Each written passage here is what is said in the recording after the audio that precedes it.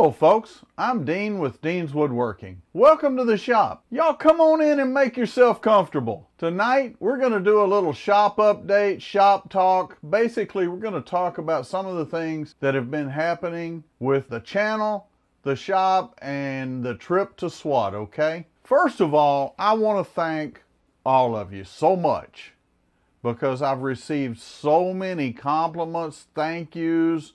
The virtual pats on the back are awesome. I really appreciate that, and it's great to know that I'm sitting here doing these and somebody's out there watching and hopefully getting some benefit from them.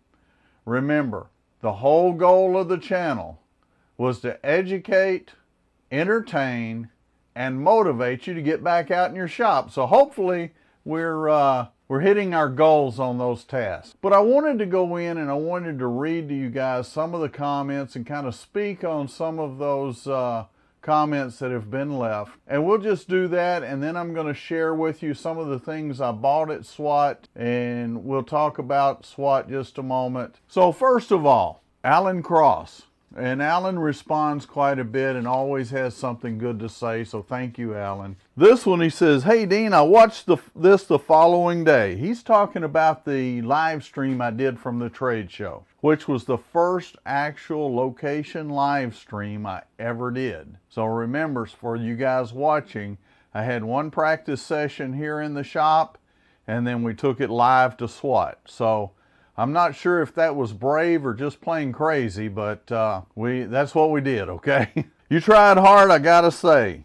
2 issues though. Obviously your bandwidth issue, and 2, could barely hear the folks you were talking to, although you came through fine. Maybe next time you should just tape it and hand the folks you talked to a mic, then upload to YouTube. Even so, you had fun and put forth a good effort. Y'all have fun. You know, Alan, and everyone, that was a super challenge. I had no idea how it was going to work out. I walked around the entire convention center checking my bandwidth, and it looked like we were good to go. However, once we started walking around the trade show, the Wi-Fi connection just kind of dropped off several times there. I lost connectivity, and even though I bought what I thought was a pretty good shotgun mic specifically for that trip, it had its challenges. And so I agree with Alan. If I do that again, I will probably take a separate mic to hand to anybody that I'm interviewing or talking to so that we can hear them better. But thank you all for watching that. I got a lot of views on that, a lot of comments, and really I just wanted you folks to see what was there in the trade show. One of the other comments that I got both on the trade show live stream and the gallery live stream is it's not very well attended. The reality is I skipped a demo so that I could do both of those videos, because during normal time between demos, you couldn't hardly move in there. There was just tons of folks there, and I wanted to be able for you folks to see what was there and to not be looking at the back of different individuals the whole time, okay? So hopefully that explains why there wasn't very many people there. Ron, and I'm going to say this wrong, Kisco, and I apologize, Ron, if I said that wrong. Beautiful piece, just a heads up. It was real hard to see what you were doing, even with the plywood background after all the shavings accumulated. Maybe brush them away regularly or turn on the extractor. What Ron is talking about there is when I turn the blackwood finial, and that is always a challenge. When you've got a darker area behind the finial, it tends to blend in. And I forgot to put my plywood up, and even after I put my plywood up, it was just real quick, and the shavings built up to you still had a hard time seeing that. The next time we do a blackwood finial, I probably will turn on some sort of fan or something blowing across so that you guys get a better look at that. So apologies there, and great call, Ron. You're absolutely 100% correct. Ed Eldridge, talking about the video I did on the digital calipers with the large readout, said, "Hey Dean, thank you for reviewing this caliper. I just found this video today." 9/14 when he watched it.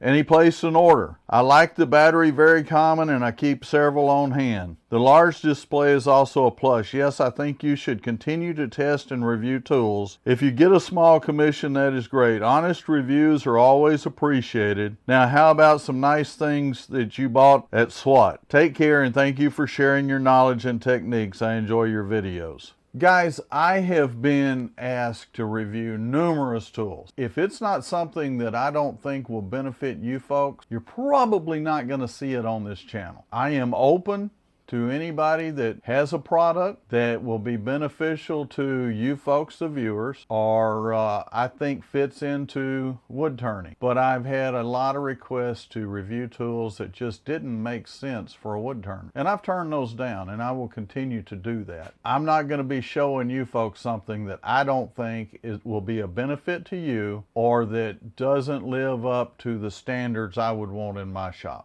Thank you for your reply, Ed. And then David Mahoy. After making several crosses myself, I am questioned about the crosses cracking in the future since it was made with green wood.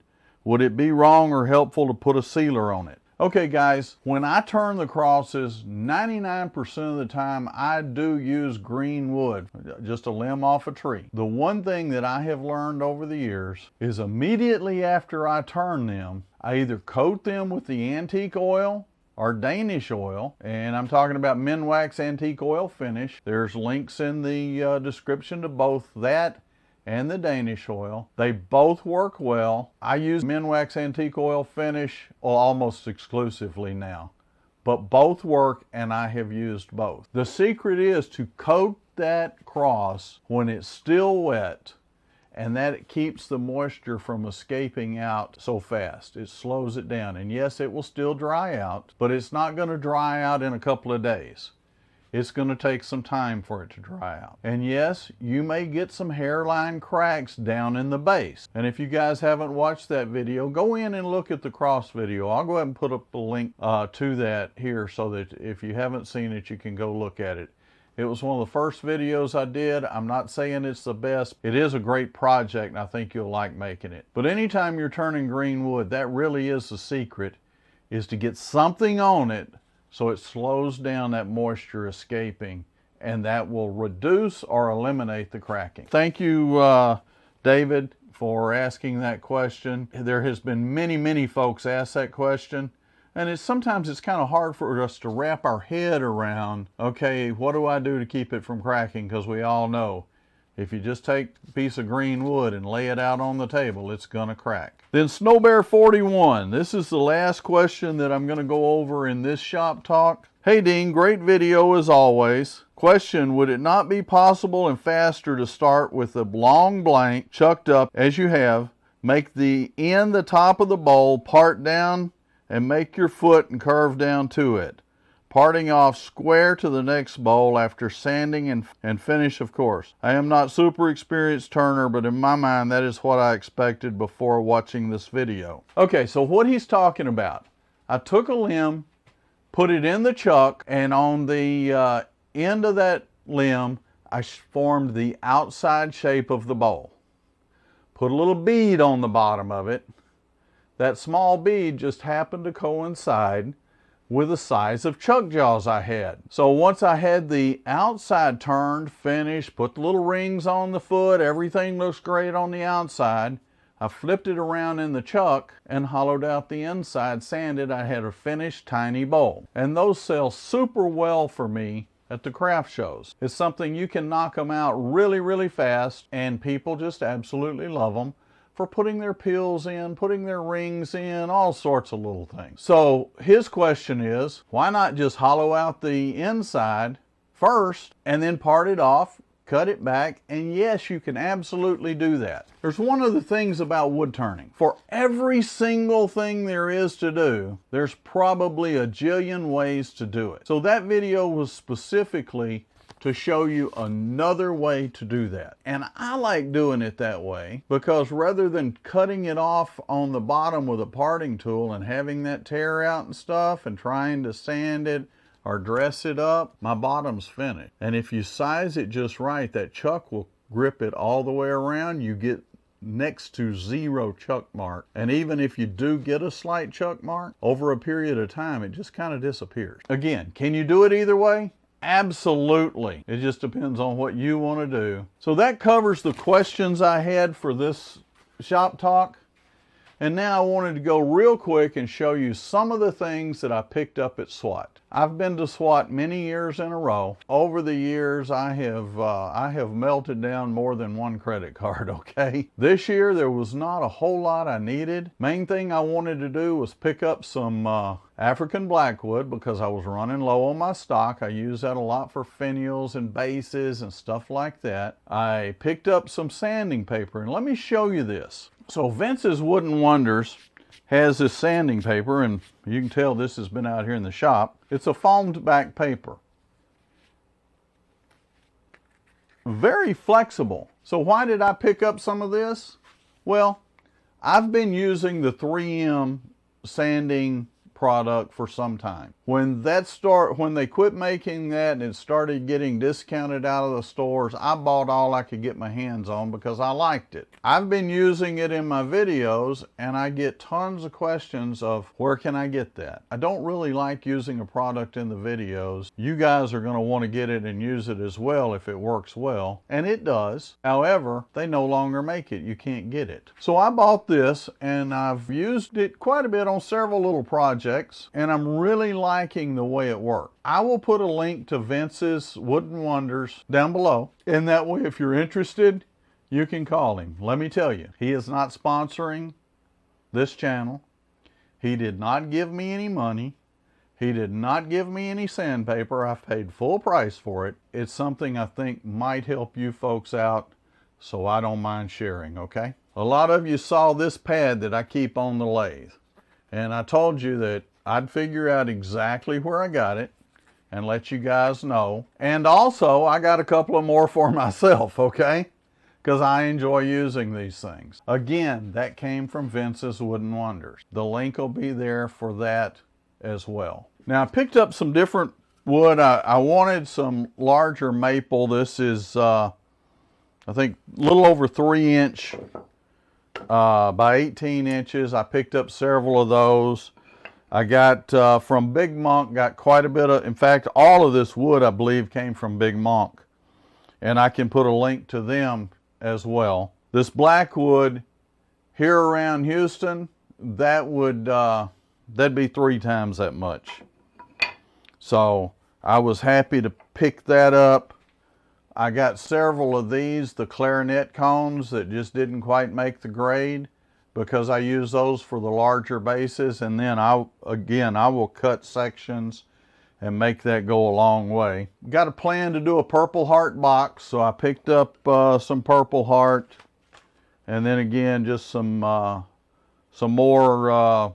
This is actually Brazilian ebony, and so I have not turned the Brazilian ebony before, so I thought, what the heck, at that price I'll pick up a couple of pieces and see how that works out for me. Another thing is I picked up a 10-pack of stainless steel bottle stoppers for 35 bucks. I don't know how you could do much better than that. I need to make a few extra bottle stoppers for the next show.